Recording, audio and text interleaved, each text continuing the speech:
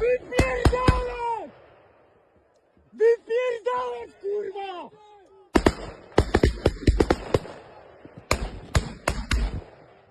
On July 12th, the Polish parliament authorized security forces deployed on the Belarusian border soldiers, border guards, and police officers to fire live ammunition preventively or in self-defense at anyone who attempts to cross the border irregularly.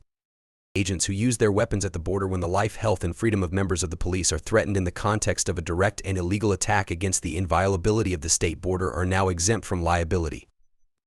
The measure was approved by 401 MPs. Only 17 opposed it. The text is now moving to the Senate for approval. The announcement of this new law angered human rights defenders. The law grants the police a right to kill, they wrote in the newspaper Gazeta Wyborcza. This law will only make an already very difficult situation at the Belarusian border worse, Bartek Rumianczyk, communications manager for the Grupa Granica Association, told Infomigrants. Because of the buffer zone, it is already impossible for us to document what is happening in the region, including the violence carried out by the border guards. This will further complicate our work and make the area more dangerous for people seeking asylum. At the beginning of June, pro-European Prime Minister Donald Tusk announced the deployment of a 200-meter wide and 60-kilometer long buffer zone along the border, forbidden to anyone but police. A similar decision was already applied in November 2021 by the previous Nationalist Law and Justice government, when thousands of people tried to enter the country. For Danushka Disanayak, Amnesty International Europe Deputy Director, these proposals create a dangerous precedent for the rules around use and abuse of firearms in Poland, she wrote the day before the vote in a press release. Under international law, the use of force against individuals must be strictly necessary and proportionate to the threat posed. The use of firearms is prohibited except in situations where it is necessary. When there is an imminent threat of death or serious injury, any attempt by the Polish authorities to undermine these principles would be unlawful. For Disanayak, the notion of preventive self-defense is not consistent with international law and standards relating to the use of force and opens the door to all kinds of abusive practices. On July 17th, Interior Minister Thomas Siemoniak also said that additional financial investments had been allotted for the modernization of the border fence since June 2022. A double 5.5-meter high metal barrier has stood at the border. We will see the results of the fencing in October, he told the press. Already on May 11th, during a visit to the border, Donald Tusk had promised that there would be no limit to spending in terms of securing the border. The law comes in a very tense context in the area. In early June, a Polish soldier died after being stabbed a few days earlier while trying to prevent migrants from entering Polish territory near the village of Dubik-Sierkion.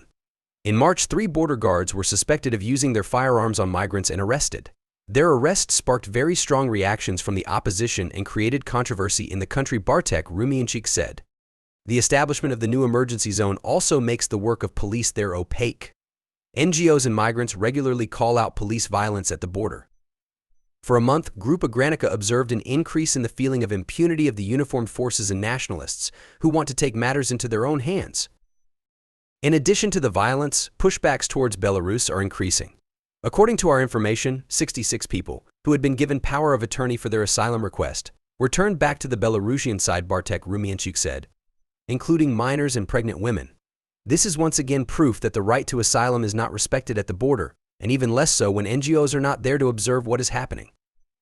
Since 2021, thousands of people have tried each year to reach the European Union (EU) via the migration route, starting from Russia or Belarus and crossing into Poland. According to Polish border guards, more than 17,000 illegal crossing attempts from Belarus have been detected since the start of the year. For Andrzej Józwiak, spokesperson for the Polish border guards, there is no doubt that the crisis at the border was caused by hybrid actions of the Belarusian side, he argued on Deutsche Welle. We know that this is an artificially created and controlled migration route. His statements align with those of the EU since the start of visits to the area, which had also denounced a hybrid war led by Belarusian President Alexander Lukashenko, ally of Vladimir Putin. Migrants are caught in the middle of this border tussle as victims of diplomatic manipulation on the one hand and of Polish migration policy on the other. Azadine, a young Sudanese man now living in Warsaw, was brought back to the Belarusian side 8 times, although he requested asylum each time. The border guards beat the migrants, broke the phones, and sprayed gas in our eyes, he told Infomigrants. I didn't expect to go through that. I just wanted to escape the war and find a country that protects me. Ale dzisiaj borykamy się z ogromnym problemem. Nie problemem migracyjnym też chciałbym powiedzieć, bo dzisiaj na polsko-białoruskiej granicy nie ma migrantów. Poland requests police and border guard support. In a significant development, Poland's defense minister, Władysław Kosiniak-Kamysz, has formally requested assistance from German and French police border guards. After a meeting in Paris with his counterparts, Kosiniak-Kamysz stated, "I have asked for support in this area, not military support, but police support and border guard support." The exact details of the requested support are not clear, but this move shows the gravity of the situation for Poland. The minister explained that the current crisis is more than just a migration issue. "We are struggling with a huge problem, not a migration problem, because today there are no migrants on the Polish-Belarusian border. There are people attacking Polish soldiers, policemen, and border guards. They are trained for this," Kosiniak-Kamysz told the Polska Zbrodnia website. He described the situation as a hybrid, organized action against Western civilization and called for more involvement from European countries and NATO in securing the borders. Escalating tensions and security measures. In recent months, there have been more attempts to cross the border and attacks on Polish officers. Sadly, a Polish soldier was killed in one of these attacks. The Polish government blames Russia and Belarus for organizing these aggressive actions. To deal with the growing problem, Poland has increased security along its border. This includes new rules about when border guards can use firearms, showing the higher threat level faced by Polish forces. However, the situation is still complicated. Maciej Zimno, the deputy speaker of the Senate and a member of the ruling coalition, gave a detailed view in an interview with Gazeta Wyborcza. Based on his work as a volunteer rescue worker at the border, Zimno said there are real migrants, including families with children, who are stuck between Polish and Belarusian forces. The Paris meeting, held by the Weimar Triangle, which includes Poland, France, and Germany, led to 3 important agreements to improve security in the region. Joint military exercises will be held in Poland next year. France will join Poland, Germany, and the Netherlands in creating a military transport corridor to increase mobility activities. Continued support for Ukraine, including the transfer of military equipment. Kosiniak-Kamysz stressed the importance of mobility in defense strategies, stating, "There is no effective defense today without mobility." Eastern EU members call for strengthened borders. In a separate but related development, Poland has teamed up with the Baltic states of Estonia, Latvia, and Lithuania to ask the European Union (EU) to strengthen its eastern border defenses. In a joint letter to Brussels, these 4 EU members warned of a looming threat from Russia and Belarus.